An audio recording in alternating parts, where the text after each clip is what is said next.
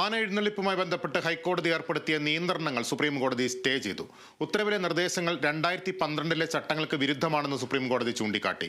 വിഷയത്തിൽ സർക്കാരിനും ആന ഉടമസ്ഥരുടെ സംഘടനകൾക്കും കോടതി നോട്ടീസ് അയച്ചു.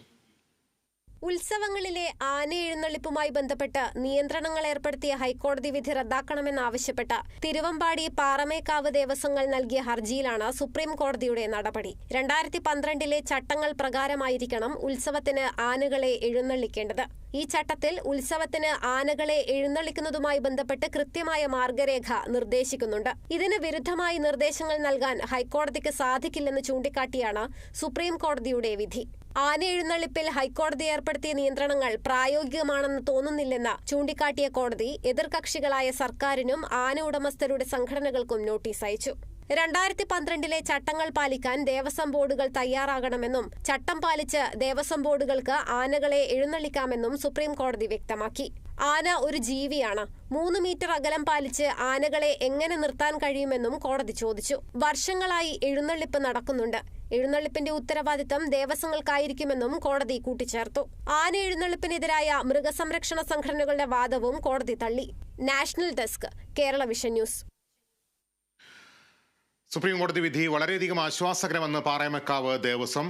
ആചാരാനുഷ്ഠാനങ്ങൾ നിലനിർത്താൻ ബില്ല് വേണമെന്നും പാറമേക്കാവ് ദേവസ്വം സെക്രട്ടറി രാജേഷ് പറഞ്ഞു. പൂരം, വേല, പെരുന്നാള് ആഘോഷിക്കുന്ന എല്ലാ കമ്മിറ്റികൾക്കും വലിയ ആശ്വാസമാണ്. അല്ലെങ്കിൽ ഇവരുടെയൊക്കെ പേരിൽ വേട്ടയാടി കേസെടുക്കുന്ന ഒരു നിലപാടായിരുന്നു ഇവിടെ. അതിപ്പോൾ എന്തായാലും മാറിക്കിട്ടി. എല്ലാ സംഘാടകർക്കും ഇനി സമാധാനമായിട്ട് കാര്യങ്ങൾ നടത്താം. അതുപോലെ തന്നെ ഗുരുവായൂർ ഏകാദശിക്ക് അകമ്പടി ആനകളും പോലും ഇല്ലാണ്ടാണ് എഴുന്നള്ളിച്ചത്. അത് വളരെ മോശമായിട്ടുള്ള അഭിപ്രായമാണ്. ഈ സുപ്രീം കോടതിയുടെ എപ്പോഴും നിലപാട് ഫെസ്റ്റിവിറ്റീസ്, അതുപോലെ ആചാരാനുഷ്ഠാനങ്ങളിൽ ഇടപെടില്ല എന്നുള്ളതാണ്. അത് എങ്ങനെയായിരുന്നു അതേപോലെ തുടർന്ന് പോകണം. അപ്പോൾ ആനകളെ നന്നായി നോക്കണം, പരിചരിക്കുക. ആ കാര്യത്തിലൊന്നും ഞങ്ങൾക്ക് ആർക്കും സംശയമില്ല. അതങ്ങനെ തന്നെ ചെയ്തുകൊണ്ടിരിക്കും. കൂടുതലായിട്ടുള്ള എന്താ വെച്ചാൽ ശൂന്യതയിൽ നിന്നും നിയമങ്ങൾ വരരുത് എന്നുള്ളതാണ് ഒന്ന്. രണ്ടാമതായിട്ടുള്ളത് ആചാരാനുഷ്ഠാനങ്ങൾ തുടർന്ന് പോകണം. പിന്നെ ഇത്തരം കാര്യങ്ങളാണ് മനസ്സിലാക്കിയിട്ടുള്ളത്. സുപ്രീം കോടതിയിൽ നിന്ന് അനുകൂല വിധി ഉണ്ടാകുമെന്ന് ശുഭപ്രതീക്ഷ ഉണ്ടായിരുന്നുവെന്നായിരുന്നു തിരുവമ്പാടി ദേവസ്വത്തിന്റെ പ്രതികരണം.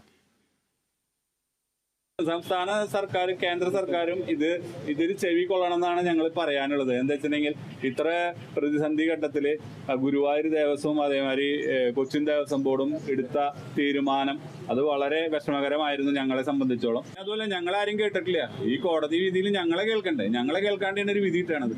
അതേമാതിരി ഗുരുവായൂർ ദേവസ്വവും കൊച്ചിൻ ദേവസ്വം ബോർഡും തിരുവിതാംകൂർ ദേവസ്വം ബോർഡും മലബാർ ദേവസ്വം ബോർഡും കക്ഷി ആയിട്ടുള്ളതാണ്. അവരും കോടതിയിൽ പോകേണ്ട ഒരു കാര്യം അവർക്ക് ഉത്തരവാദിത്തമില്ലേ? അവരത് നിർവഹിച്ചില്ല. അത് വളരെ തെറ്റായിട്ടുള്ള കാര്യം തന്നെയാണ് ഞങ്ങളെ സംബന്ധിച്ചോളം. പക്ഷേ ഇതിപ്പോ അതിനൊക്കെ മറികടന്ന് പരമോന്നത കോടതി ഇപ്പൊ ഒരു ഉത്തരവിട്ടിരിക്കുകയാണ്. അത് ഞങ്ങൾക്ക് വളരെ സന്തോഷം നൽകുകയാണ്.